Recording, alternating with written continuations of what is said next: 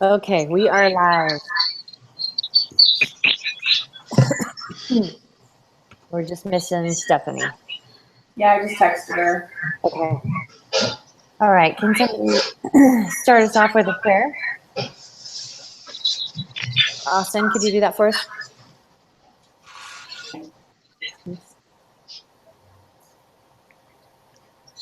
Father, the chance we pray that we may understand all the different elements of it as we discuss, and that we may learn from one another. We're grateful for the many things that are ours. We pray that we may always be mindful of them. These things in the name of Jesus Christ. Amen. So, Noodles and Company. I am so sorry. What? What are you sorry about? She talked in the prayer. I'm like, hey, I really liked Austin's prayer. Sorry. Okay. Well, I'm pulling up the agenda right now. See my little empty classroom?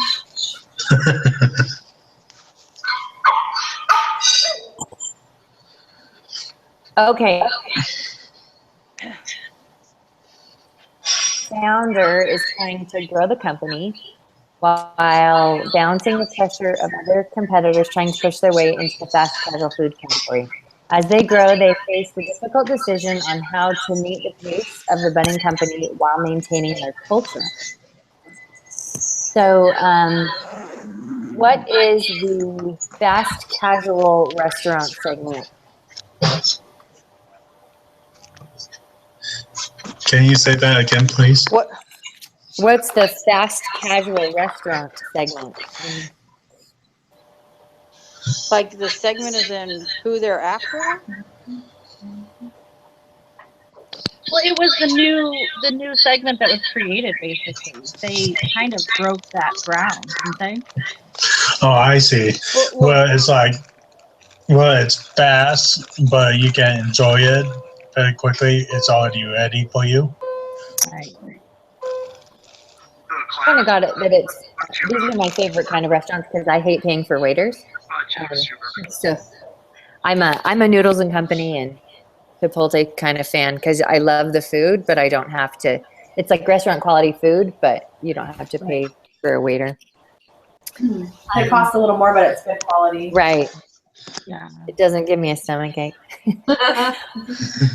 I think it's almost like Subway and Panda Express kind of style, you know? I think it's a step up from that. I think it's a step up. Yeah, like but yeah. Chipotle, Payway. Like Payway, yeah. Yeah. See, I'm not that kind of person apparently because I haven't been to any of them. There's a Noodles and Company about 45 miles from me. Oh, really? I've been eyeing it, but I've never been there. So It's good. now- Good. I love the Bangkok curry meals. So is it similar to a Payway? Is it what? Is it similar to a Payway? It just has noodles and salads, but all kinds of noodles. So, like, my husband always gets the chicken. What is it? The Mediterranean chicken, and then I always get the Bangkok curry noodles. But they have Korean dishes, they have Thai dishes, they have Italian, American mac and cheese, all sorts of stuff. Yeah, their menu is on the back of the case study. Oh yeah.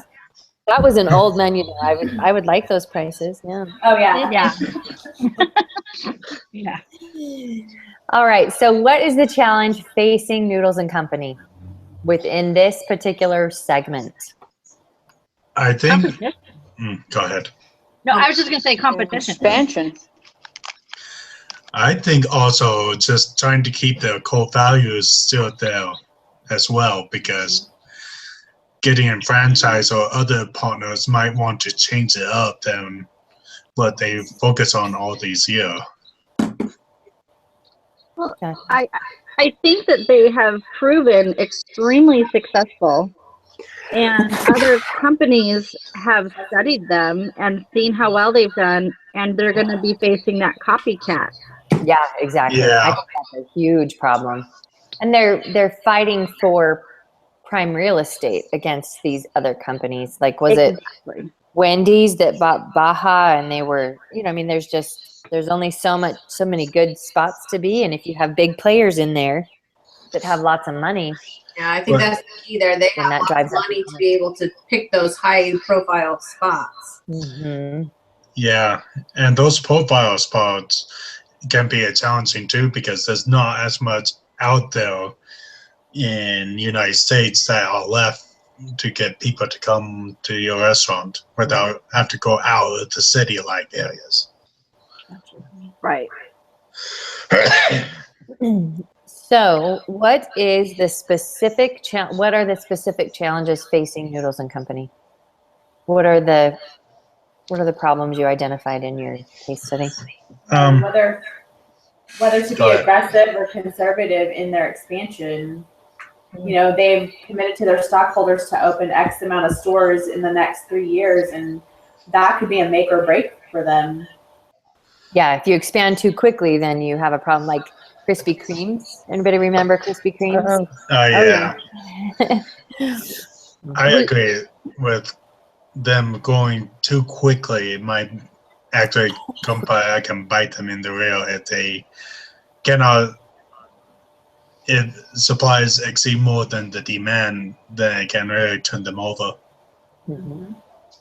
But That's what I mentioned. I mentioned risk. Yeah.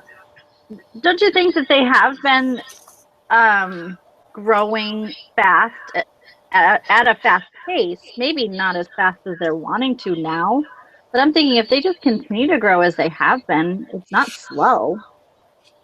No, 58 restaurants in what, 5 years? 5 years, that's not bad at all. That's not And now slow. they're trying to do in 4 years. They're trying to do 300. Yeah, that's just unreasonable. 242 or something crazy like that. Well, and in different areas of the country too. So different, yeah, they have different markets to reach into. Yeah, and also it's like they were going very well in the general area, but trying to move like to the West Coast and all that, that can be a whole different ball game for them. It could, but I think that, like he said in there, that noodles are really a universal food. So I Yeah. think that they do have a market all over. Like they could even probably go international. But That I is very think true, it's a really solid idea. but one of the problem with expanding like that is the supply chain, trying to make certain that the supplies will actually get to those places on Right. time. And I know They for can maintain their quality. Is that what you're? Is Yep. that what you're? Okay. And I was thinking more about training. Can they keep up with decent training? Yeah, I mean that's a lot of. So that's something we didn't mention about this expansion is they're not only competing for. This is something I included in mine. They're not just competing for real estate. They're competing for manpower too. There's only so many experienced and good restaurant managers out there.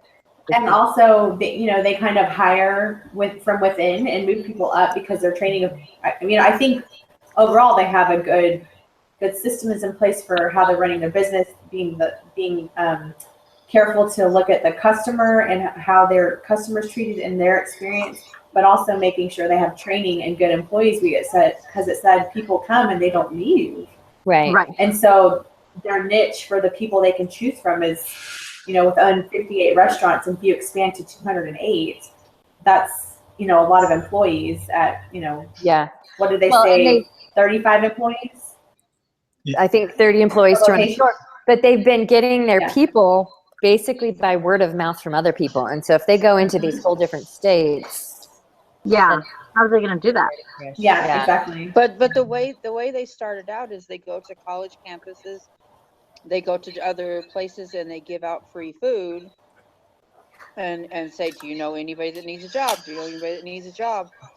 And they go through their hiring process to begin with, and then they treat their employees so well that they don't have to ever do another hiring process like that, they said. Yeah.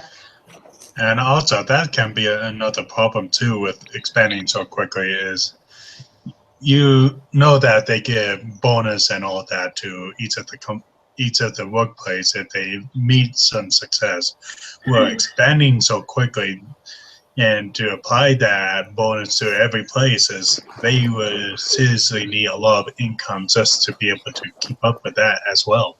Yeah, it's a serious capital investment there. All righty, let me look here.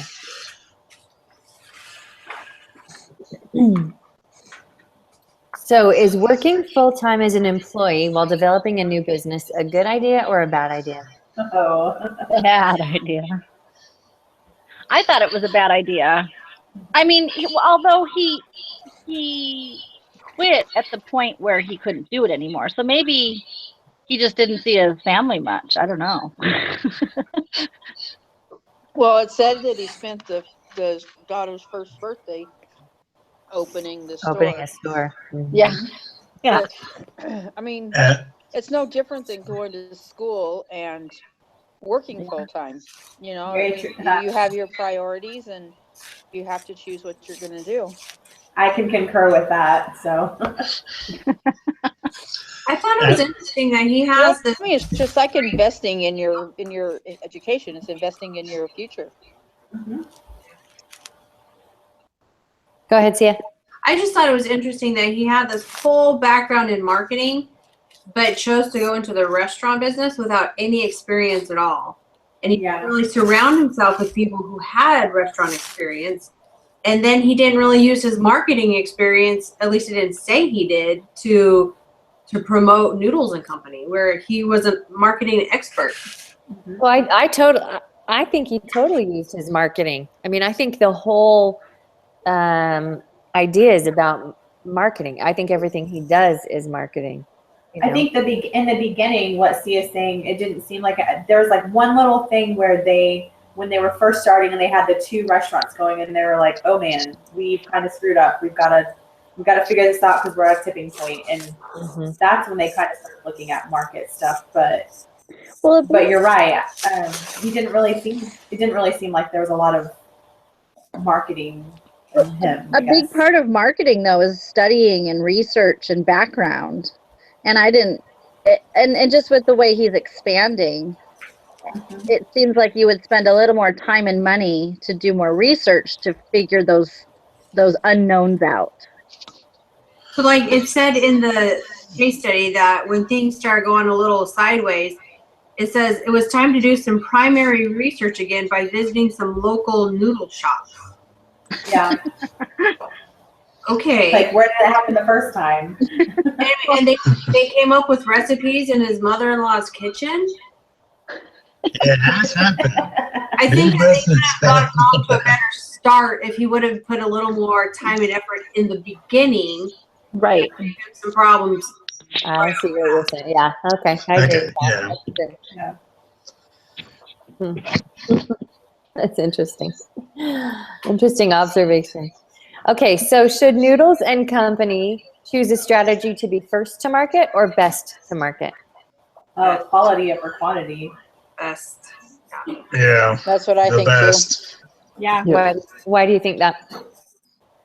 I think in the long run, it doesn't matter if you're first or second. If you have the better food, you're going to have the longevity. And also, I think people recognize the best a lot more better than trying to be first on the marketplace. I kind of think of it as the culture of another company. When you have a good culture, things just work better. It lasts longer. But if you're rushing, hurrying, you're not giving quality anything, then you just don't have it. You need to have quality.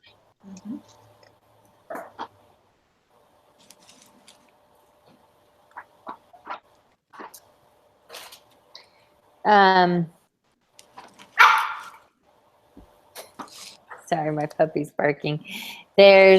Although it did say that if you were first, that you retained like 40% of whatever. I remember the 40% number. I don't know what. Well, he wasn't sure that applied to the restaurant Okay, industry. all right. But part of the problem is if they're not first, then it says here that they might be relegated to secondary real estate, which could affect the whole business model. and they could be late in attracting quality general managers, and so missing out on the best people, which again affects their whole culture and business plan. And But then I think capital. aren't they already kind of set up to they're successful and people want to work there? So even with having to think about, hey, we want to be first so that we're not secondary, don't they already have things in place that people are like, oh, hey, I've never heard of Joe Blow over here, but Noodles and Company, I would work for them. I mean, don't you think that kind of leverage goes anyway at all? You know, I don't know, because it said, you know, part of the whole copycatting is that their competitors are finding out how they're working things, you know, and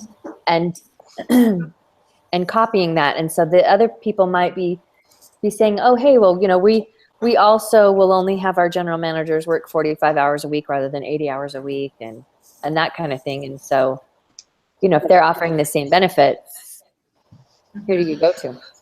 Chipotle or Noodles and Company, or, you know, I think. So here's a question. I mean, you have Costa Vida and you have Cafe Rio. They're pretty much the exact same thing. Mhm. I prefer to go to Costa Vida because it's not as messy behind the counter, and they don't like to slop the food in. And toss it across the room. Yeah, and so I think that the same thing goes with Noodles and Company. Even though they have competition that could potentially look the same, if you just have a higher standard within your restaurant, people are going to gravitate to that. Yeah. I have That to is tell you. Oh, go ahead, Darcy. I was just going to say, that's a very interesting example you used, because here in Arizona, we have Cafe Rios, and they're extremely clean and higher end, and that's really interesting. So that makes me question, because it is a franchise, which that's where Noodles and Company wanted to go, because there's not as much control in the franchise. Maybe that franchise where you are is dirtier, and here it's cleaner. Does that make sense? And, Yeah, it totally could Yeah. be. I and just we just got I've been to several different Cafe Rios, and they all kind of seem that way. But I haven't been to one in Arizona, so So we got a Noodles and Company in Idaho Falls, brand new restaurant, and I had studied them in a different class, and so we went, and the first time it was great, and so we went back, and the second time, and the restaurant was so dirty that I was seriously like contemplating working there and trying to apply my newly learned skills, learned knowledge from college about, you know, you have to, it has to be clean. It can't be like this. Nobody's gonna come back if it's filthy. And anyways, it drove me crazy. But I think they finally turned a corner and somebody said something, and so anyways, it's a little Well, I think not great, but it's and I don't know. I'm curious if it's a franchise or if it's a company. Right. it's interesting. well, I think it's just they both have their pros and cons to each one of them. It's just outweighing one or the other for the company to choose from. Because yes, being the first has a benefit of getting prime selection, but it has a disadvantage, like the example that you guys are giving. Well, in Arizona is great, and Idaho is bad, and Yeah. it's good for better quality as well, but that also means not expanding as much as you want to. Mhm. So you just have to outweigh both of them, which one you want more than the other. Well, and what you can control, you know, Yeah. how much you can actually control. So it says, what were the early results of their early openings? Not so good. Bad. And I They think lost a lot of money. I think that came from his lack of experience. Mhm. And his lack of marketing pre-testing, right?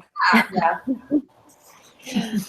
Actually, it was kind of funny reading through this case and then hearing that he hired the guy who worked at Sonic, because I worked at Sonic when I was like in high school and stuff, and I was like, yeah, I can totally see how that model is working in there.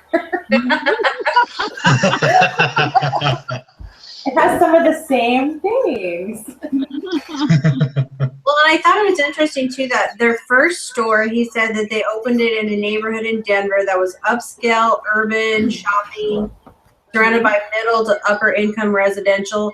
But then the next one was on a college, close to college. So I was kind of confused, like what is their demographic? What are they going for here?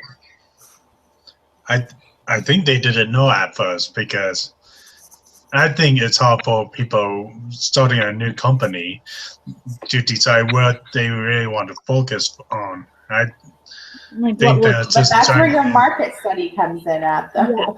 Yeah. I agree. Know that. I mean, that should have been a no-brainer for him. Mhm. Yeah. Mr. Pepsi Cola and Yeah. the Limited and what else was there? I think it's very interesting also that before he really knew how his first store was doing, he'd already opened a second. I mean, that's pretty gutsy. Oh yeah, that's pretty. Yeah. Yeah. Especially with how much So- money was on the line. There was Yeah. a lot of money on Right. the line. It's surprising how much money that people will spend for newlies. Yeah. Well, and obviously it's paid off very well for those first investors.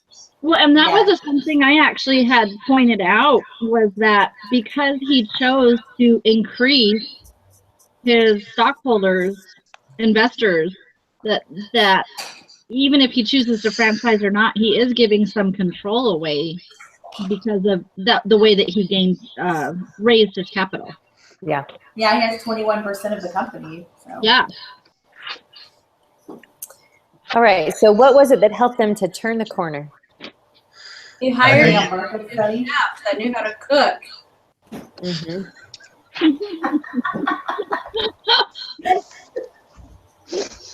He got some That's- people on board who knew what to do. That's not one of the answers on the discussion, but that is a good answer. I think it's the third store that really helped the turning point, because they finally did some of the homework after the first one failed a lot, and finally applying the new understanding and also the better cooking in the third store, and seeing how successful it is, they finally decided on that type of model. But it's successful out the 3 restaurants that they have. Well, and they said even simple things where they shifted from steam tables to saute lines. They introduced servers and table numbers, and they even repainted. Right. I think They they changed everything. They changed everything. finally got their head on straight on what their business model needed to look like, and that's how they turned the corner. See, I feel like they should have had some like food trucks, and you can test your market that way, because there's really, I found like an article, there's really successful restaurants that have expanded and just taken off because of a start in a food truck. And there's such low overhead with that. Yeah, there's no brick and mortar, it's just a couple of employees, and you can kind of go around to different places to get a feel for, okay, are they willing to pay this price? What do they think about it? That's a good point. A really good Yeah. point. I mean, I've seen it. There's restaurants in Austin that they're brick and mortar buildings now, but they were a taco truck, downtown in Austin, or a donut place or whatever. Well, Huge that's stores. That just happened in our neighborhood. Of someone opened a little taco truck on the corner just from us. It is like the rave of the neighborhood, and if you're not there at the right hour, you don't get them. Yep. And it's hilarious because people who I never thought would ever eat out of a food truck are Yeah. lining up. Yeah. Yeah, we have a couple of that in Rexburg, near all the main stores downtown. We have a couple of those Yeah. taco trucks going around. It just seems like it'd be a good way to test the market without putting in a lot of money. Yeah. All right. So what is it about the mantra, every guest, every bowl, every time, that helps form corporate culture? thinking about the customer. You know, Can you repeat quality. the question? Oh, sorry. What is it about the mantra, every guest, every bowl, every time, that helps form corporate culture? I think it's Somebody was important already for the answering. customer to be able to walk in and have the same experience every time they're there. Just like you were saying, Jen, the first time you went, you thought it was great. The next time it was totally dirty. And it led you to kind of question if you wanted to go back or not. And with that mantra, it gives them a goal to focus on. Clear. That's what I was going to say, a goal.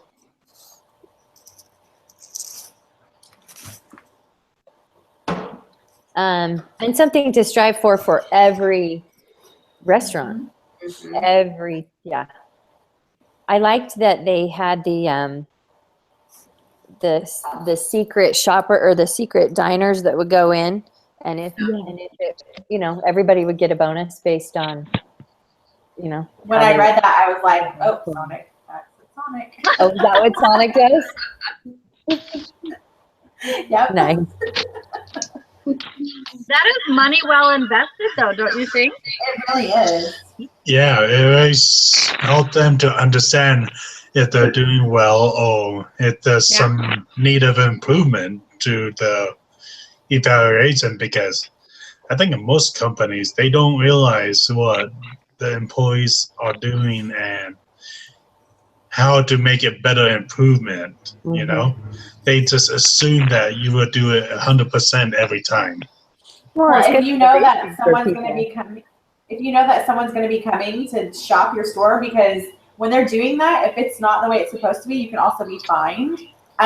It's going to keep you on your toes and make you think, oh, it could be anyone, anytime, Any of these people, yeah. any shift. I would like that to be my job. I want to be a restaurant tester. Dude, you can totally do it. Diner. You totally can I sign don't up and want do to be it. a secret shopper. I want to be a secret diner. Yeah. Oh, Yeah, we're testing I've you been with a this secret ghost shopper pepper menu. All right. So what is the current teaming model? I don't know that I understand that question. Wait, the current what? The current teaming model. I don't know. For what the company. Well, Is it they the worked fact- together Oh, go ahead. and they played together and they Oh. did things together. Is that what you're Okay. talking about? And I don't do know. they I don't work really together understand the for question, their but that works. bonuses? Yeah, working together for the bonuses.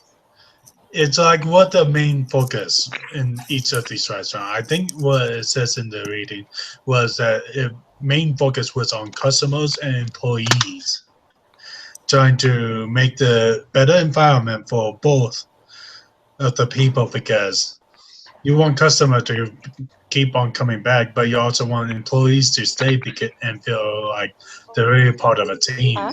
Mm-hmm. Very true. It's a lot easier to create a happy customer with a happy employee. Yeah. Yes. I kind of laugh. Even this morning, I went to the McDonald's drive-through, Mhm. and my mom was riding with me, and the lady on the intercom's like, "Hello, how can I help you?" It's just like, "Wow, really? Like, you're excited to be here today, aren't you?"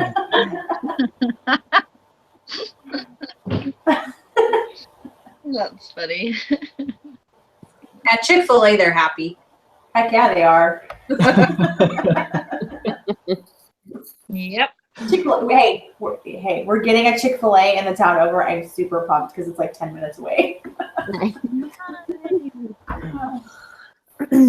All right. So, growth strategy for the future. How do they plan to expand? I think they need to franchise. I Yeah. agree. I think if they have such lofty goals that the only way to achieve those is to franchise. Mm-hmm. Yeah, All it's right, fun. I have to go. Okay. I So just- thank See you you. guys. Thank you. So yeah, but I also think that if they do franchise, that they still have to be firm about the core values with those franchise, that they're not willing to change those values even if they're going to with other people to franchise. Yeah, so how does that work? I think that Oh, go ahead, Sia. no. I was just saying, you have to have process in place, and it has to be the same process in every single store and the franchisee has to sign on to follow those processes. And that could be something. Oh, sorry. Go ahead, Darcy. No, it just even said in the article how they would probably have to hire a couple new people to be specifically over that. And if that was their job to make sure that those things were happening, in the end, I think the profits would be higher and it would be better. Well, it could be something too where they could have, I think I've heard of a couple of companies sometimes having like franchisee school where they come in and maybe you offer that to your people who work for you currently, like, hey, here's your opportunity to have a franchise and run your own store, and you have ownership in part of it. But also people who are coming in, you know, they go to like a franchisee school where they are submerged in the culture of how things are done and how the store is run and how it's successful before they're allowed to have their own store. That's Well, what I like think the they need to ownership do. aspect. So, That's the ownership aspect is something I put in mind also. Just like the manager of each store has some kind of, I guess, share in profits, because a lot of people I know that own businesses, they said no one is invested in a business until they get, I guess, a share of the success of the business. And so by having them, you know, get a certain percentage of profit, to work a lot harder and to do a lot better. And so does the franchising allow for that? Yeah. Yeah, if you set it up right, you could. Yeah. When you're doing a franchise, like they send out all the marketing and everything. So it's still a nationally run, at least most of them are. I don't know how all of them are, but if there's a marketing that's going on in one state, it's going on in the other. So it's a universal thing. That's how it is at Sonic. So I'm sorry. I worked there for a really long time. So Are Sonic's franchises, Tabitha? yes, they are. I mean, ours is in our town. I think that this aspect is where Aaron Kennedy comes directly into play, where he could do marketing for the entire, you know what I mean? He could, yeah, Yes, everyone. yeah, we know what you mean. Pepsi. he has that global scale. He's done it before. He could do it on this level as well. Yeah. It's funny You though can that he buy works for Buddhist. Pepsi and they at least my noodles and company has Coke products, not Pepsi products. Sometimes that's a determination if I'll go to a restaurant or not, if it has Pepsi or Coke. I know, it's totally mine. Oh dear. It says a lot about Okay, the class of the individual, whether it's Pepsi or Coke. So true, Austin. So true. On God. All right. So let's see. So how do we implement this into our application here? How can organizational culture make or break a strategy in any company? Can't make or break. I think it all comes down to culture. You know, it doesn't matter the company, it doesn't matter what you're selling. If the culture is bad, it's going to be a challenge to keep that company going forward. Yeah, even if It's like Austin said about McDonald's, that girl being unhappy. And if you have unhappy employees serving customers, they're like, well, those people are crappy. We're never going back. Like, you know, the faces of your company have a lot to do with how people perceive your company.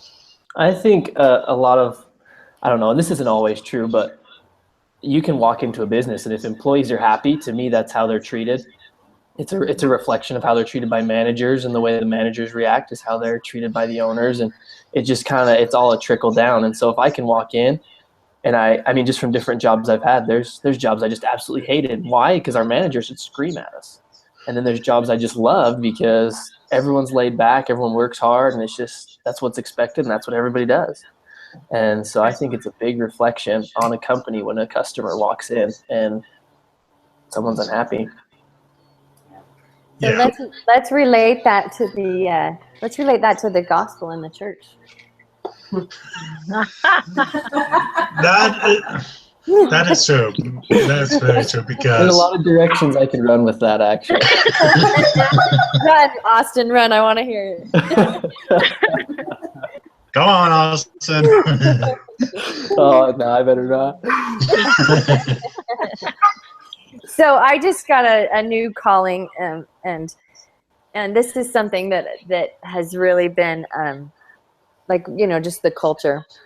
So I'm in the primary now, except I'm in the stake primary, and so I don't get to really interact with the kids. I'm interacting with the leaders, and something that just keeps coming back to me is that, you know, we have all of these leadership positions, but it's really, you know, how many general authorities have you heard, you know, that give talks and talk about, oh, I had a primary president once that was so great. No, they don't remember those. They remember their teachers. And, you know, so it's really the people that are on the front lines that are the ones making the difference.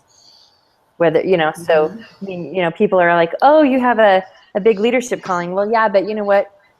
Being a good nursery leader makes or breaks whether those kids have a good experience at church and want to come, or if they're in the hall screaming, or if they're ready for being a sunbeam, or if they're ready, you know, excited to be at church. It really comes down to the primary teacher. It has nothing to do with the leadership. And so I think the leadership needs to set the tone, but it really is, it's the frontline people that are making it happen and making the difference. I think it's important as a leader to recognize the hard work that the front line is putting in. Yeah. And I think that this company does do a good job with that, with the incentives and, you know, giving people ownership in what they're doing. Mm-hmm. Well, and didn't they say that they had to go back and work with the customers? Even the people who were at the administrative level had to go every 6 months and go work with the customers. Yeah. And I think totally that's such a great business model to just keep everybody grounded and. Well, and that you would never expect somebody to do something that you wouldn't do yourself. Mm-hmm. And even in the gospel, we had a horrible time getting anybody to want to be in the choir. And I was choir director, and I was like, I'm not going to sit up here and, you know, direct nobody. And so I went to the bishopric, and the bishopric all stood in the choir, but because it came from the top down, they were that example. You know, people, they weren't asking anybody in the Word to do anything they wouldn't go do. Right. So I think that leadership example is huge. Mm-hmm. I'm going to have to take and borrow that because I'm the choir director and we kind of struggle with that. So I'm going to, I went to the bishopric and I said, look, I can't get anybody to come out here. I can tell them that you want them to come sing, but until you come sing and show them it's important. Yeah. There was one thing I've been talking about with a couple of my friends recently. I don't know why it's come up recently, but I guess in the gospel, and this kind of applies here too, is sometimes we don't necessarily focus on the why. We teach the what, but we don't necessarily explain why the what is important. And I feel like in business, that's just as important. Sometimes we say, do this, do this, do this, do this. And employees are just saying, what the heck's your issue? Why are you being so, you know, kind of asinine about this? And they don't understand the why. They just get, this is what the boss wants. This is what I'm supposed to do. Whereas if you take the time to explain the why, then they get, okay, this is really important. This is what. It's a good point, Austin. Carried out. Oh yeah, very good point. There's been a lot of business I've been in. It's the same way like that. Just had to deal with the boss told me it's like, what the reason? This, especially with several projects I was doing, it's like something was more important than the other one, and they didn't give me a reason why I had to do those things first, but I have to. Yeah. So I just went to a university of scouting, and we talked about like catching the vision. And if you're trained, then you know why you're doing these things, and it makes you want to do them. So I Wheels and Company does a really good job in trickling that down from the top, you know, with their mantra, every bowl, every time, every whatever it was. Well, that's a good way to put it. It makes the employees want to do that instead of just feeling like they need to or they'll get in trouble. Right. Yeah. motivation rather than punishment. It works What's for up? teachers too. Where's a lot of business do that other than noodles and companies? Well, it's like in parenting. I can yell at my kids till they're blue in the face, but till they understand why they have to do something, they're not going to do it. Right. Yeah. So I think thanks for bringing that up, Austin. I think that's a really good point that we need to know the why. We need to communicate and understand why. I think there's a really good talk by, is it President Uchtdorf, that talks about the why of the gospel. Yeah, it's probably quite a few years old, but I remember listening to that thinking, oh, well, thank you. That's good to know finally after all these years. All right. Well, it looks like we're just about out of time. Does anybody have any other comments they want to share? Is there any sorry. Go ahead, Garrett. Is there any ending into the story? Not in the stuff that I have here. It doesn't say what they did. Oh, so we're not going to know if they franchised or not, huh? Well, you can go ask the one in Idaho. Jen. I know. I think they're still hiring. When I'm done with school, I may go work there. So no group meeting next week then, right? No group meeting next week. Nope. Do we Why still is have a that? case next week, even though there's no group meeting? There's a different kind of case. It's something about Patagonia, and it's a different write-up. So, yeah, a little bit of a Well, you break. know what? Noodles and Company did go, not live, not pro. What is the Did word? they go public? Yes. So they're did. not franchises. If they went public, they're not franchised. They're all company-owned stores. Oh, good. Oh, okay. Yeah. Interesting. I put franchise on mine. Did anybody say go public?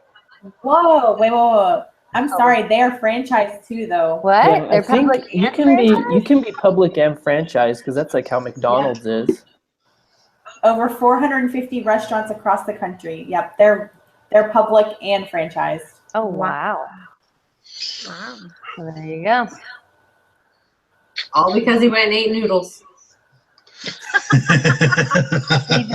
get this, if you want to Noodles. Go ahead. But get this, if you want to franchise it, you can't just do one store. You have to be an owner, operator, and franchise 3 stores. Wow. Wow. That's incredible. You need to be serious if you want to do it.